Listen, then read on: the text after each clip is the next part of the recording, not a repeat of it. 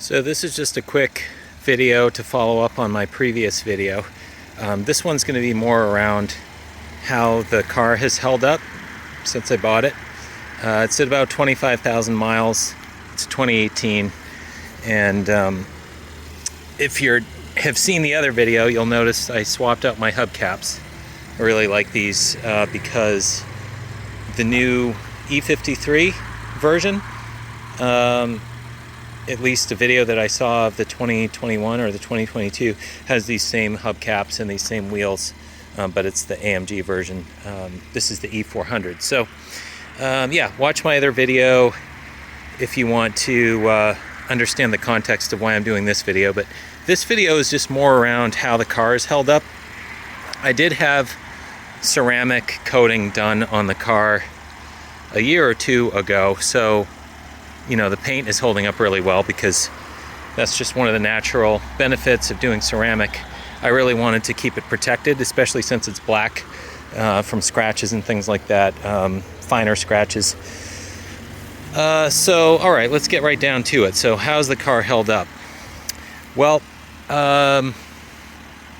the transmission and everything like that has been absolutely perfect. This is a 6-cylinder bi-turbo. It's got 329 horsepower. This is the 4MATIC, so it's all-wheel drive. Had no issues whatsoever with the reliability of the car. And I'm just kind of showing you, this is the nighttime version. The previous video was daytime, so you can see how awesome these taillights are. Really, really cool. All right, so what are the issues I've had? It's been all kind of like not related to the transmission or the driving. It's been one minor thing I had was the gas door. Had an issue, I think about a year ago, where this door wasn't staying closed when I was opening it. I don't know if it's going to open right now. Yeah, it is. Okay. Yeah, so the way you open this up is there's no button inside the car. You just actually press the lever. And I did have an issue about a year ago where this wasn't staying closed, so there was something wrong with this latch in here. That was all under warranty, so they fixed it. No problem. No issue since. Other issue that I had, it's the only other issue I can think of actually that I've had, was, and this came up after I filmed the last video. I was having some kind of like vibrating noises happening inside the car while I was driving. The car is really quiet, and just for comparison's sake, I had a C-Class Coupe that I had as a loaner for about 3 days when I had some work done on this. I'll get to that in a second, but this car is significantly more quiet than the C-Class. So when you're riding in the C-Class, you kind of hear more road noise, so you don't really notice things as much inside the cabin. But the issue that I had was coming from behind the speedometer here. There was this vibrating noise that would happen when I was on specific kind of rougher road. Like when I was driving maybe 30 miles per hour, I would start to hear this kind of rattling noise coming from behind the dashboard. It was driving me crazy. I took it in. I was able to get that fixed under warranty. What they did is they ordered this felt, which they put behind the screen. I didn't see them do it, but that's what they told me. They ordered a piece of felt. So if you ever have an issue where you're hearing vibrating coming from front of you, try pressing down on this while you're driving to see if it goes away. It was coming somewhere from behind the speedometer. And they did fix that under warranty. So then that problem went away. Then the car seemed all right, but then I started noticing another rattling noise, and it was coming from my left. And it was somewhere in this door panel. It almost sounded to me as though the glass of the window was vibrating inside the door pane.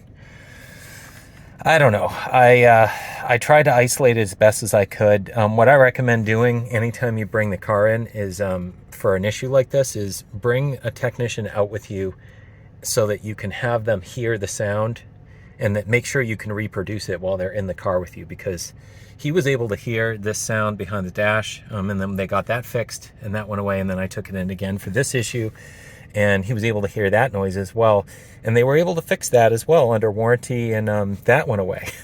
So then there was another issue that the technician heard when he was in the car when I took it in for that panel thing. He could hear some kind of sound. I don't know. They said it might have been coming from the suspension or something like that. Either way, they took care of it. The dealer was great. They were able to make that sound go away, which I hadn't even heard.